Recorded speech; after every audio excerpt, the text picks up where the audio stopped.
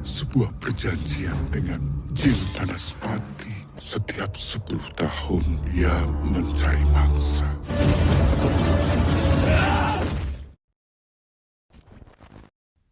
Hai guys, kalau kalian suka ngedengerin cerita-cerita horor, mungkin kalian udah nggak asing lagi sama sosok Pocong Gundul guys. Kisah Pocong Gundul sendiri sebelumnya udah pernah diceritain oleh tim Kisah Tanah Jawa. Dan sekarang kisah itu bakal diangkat ke dalam sebuah film dengan judul Kisah Tanah Jawa Chapter 1 Pocong Gundul. So guys, langsung aja kita masuk ke pembahasan filmnya.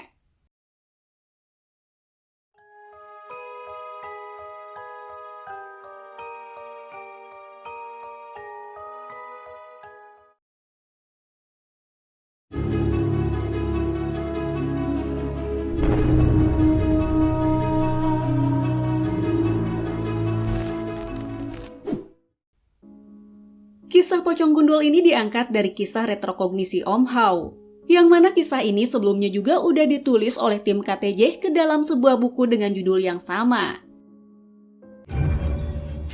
Bahkan pocong ini udah muncul di buku Jagat Lembut yang merupakan buku seri pertama yang ditulis oleh tim KTJ.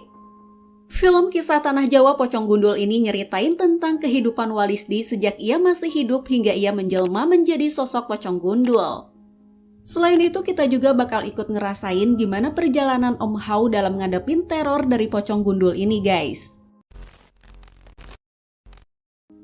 Nah, jadi film ini tuh ceritanya berawal dari seorang dukun yang bernama Walisdi. Walisdi ini punya masa kecil yang sangat kelam, dan hal itulah yang ngebuat Walisdi ingin mempunyai kekuatan besar. Ia pun akhirnya belajar ilmu gaib dan perdukunan, sehingga Walisdi ini berhasil menjadi seorang dukun ilmu hitam yang luar biasa. Kesaktian Walisdi itulah yang ngebuat namanya dikenal oleh warga di sekitar sana. Kesaktian yang dimiliki oleh Walisdi udah dibuktiin sama pasien-pasien yang meminta bantuan jasanya. Semua hal yang dilakukan oleh Walisdi selalu berhasil muasin para pasiennya.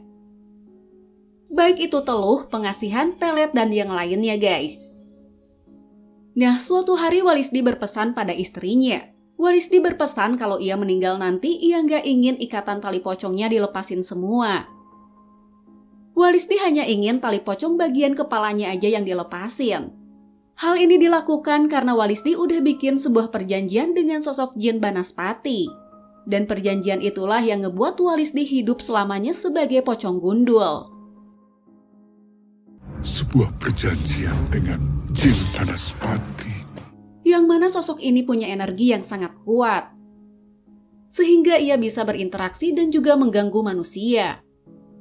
Lalu kita ngeliat peristiwa-peristiwa yang terjadi di sebuah sekolahan. Pocong Gundul ini ternyata sering ngelakuin teror pada warga sekolah. Hal itu karena sekolah tersebut dibangun di atas kuburan Walisdi. Di atas kuburan Walisdi dibangun sekolah. Di sekolah itu kita ngeliat Om Hao yang lagi ada di sebuah ruangan. Sepertinya ruangan itu adalah ruangan praktek menjahit guys. Nah, selain Om Hao di sana juga ada seorang siswi yang lagi ngejahit. Setelah itu Om Hao berdiri di pintu ruangan, dan di sana kita ngeliat ada sosok pocong yang sedang berdiri di depan pintu lainnya. Adegan itu diiringi dengan sebuah narasi yang ngejelasin kalau setiap 10 tahun Walisdi selalu mencari mangsa untuk mengisi kekuatannya. Setiap 10 tahun dia mencari mangsa. Setelah itu Om Hao dan beberapa orang lainnya pergi ke sebuah sumur yang ada di sekitar sekolah tersebut. Ternyata selama ini sumur itulah yang jadi akar masalah atas gangguan dari Pocong Gundul. Sumur itu ditimbun sehingga pocong ini sering ngelakuin teror pada warga sekolah.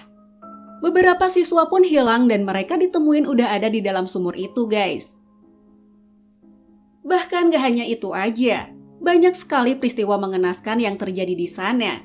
Sampai-sampai teror itu merenggut nyawa banyak orang. Lalu kita diperlihatkan dengan masa lalunya Walisdi. Walisdi dan para pengikutnya sedang berada di sebuah tempat. Tapi kita belum tahu pasti apa yang sedang mereka lakukan di sana guys. Selain itu kita juga diberi sedikit gambaran tentang Pocong Gundul itu sendiri. Di sini disebutin kalau pocong ini mempunyai kepala gundul seperti tengkorak. Dan Pocong Gundul ini bukanlah pocong biasa guys.